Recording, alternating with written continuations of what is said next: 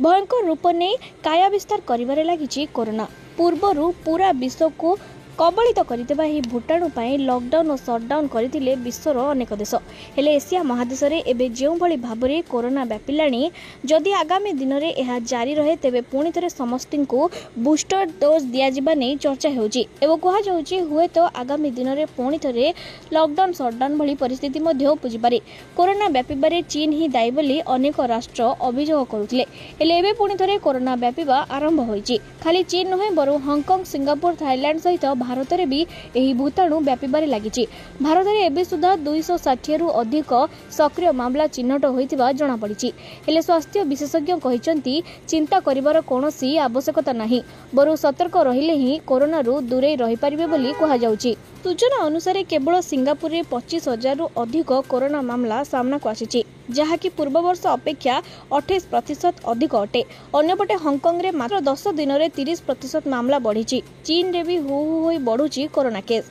सूचना अनुसार test positive rate 2 गुण हेलानी। एपटे भारत, महाराष्ट्र, केरल और तमिलनाडु रे सर्वाधिक मामला सामना को आसी। तेबे एबे सुनतु आमे जानिबा वर्तमान समय रे जे कोरोना आसी यार भूताणु कौन रही। प्रतिथर कोरोनार नुआ नुआ वेरिएंट सामना को आसी। एथर कोरोनार ओमिक्रॉन वेरिएंट JN1 एवं ताहार सब वेरिएंट LF7 और NB18 दायी अटे। तेबे WHO कहवा अनुसार यही वेरिएंट अधिक मात्रा रे संक्रमणात्मक हेले अधिक क्षतिकारक नुहे। तेबे आमे जानिबा कोन एही भूताणु पई बूस्टर डोज नेबा जरूरी कि।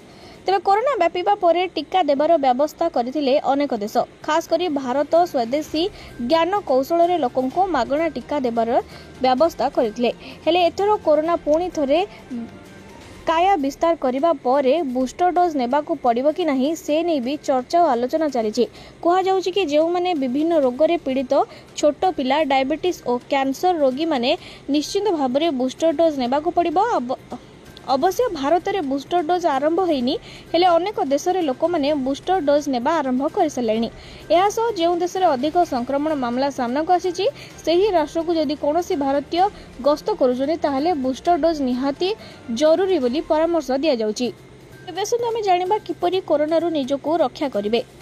सर्वप्रथमे भीड़ स्थान को जिबा बंद करंतु, नियमित व्यवधान रे हाथ धुवंतु, सैनिटाइजर व्यवहार करंतु, मास्क व्यवहार करंतु, संक्रमित अंचल को यात्रा करुथिले सावधान अवलंबन करंतु, काश किंबा छिंक लगी रहिले तुरंत टेस्ट करंतु।